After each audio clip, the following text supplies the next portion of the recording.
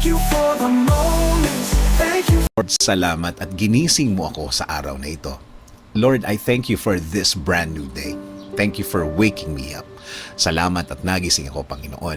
Maraming salamat sa napakagandang gising ko na ito. Tatanggapin ko po ito as another form of blessing. Humihingi po ako ng patawad, Lord, dahil minsan hindi ko nakikita ang kagandahan ng umaga at araw. Hindi ko nakikita ang mga bagay na ibinibigay niyo sa akin. Mga bagay na dapat maganda ang effect sa akin.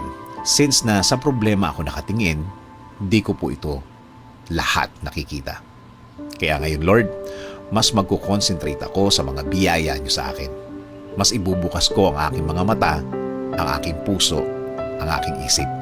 Mas hahanapin ko ang kagandahan ng araw at kagandahan ng sitwasyon. Sa ganda ng mga bagay na inilalagay niyo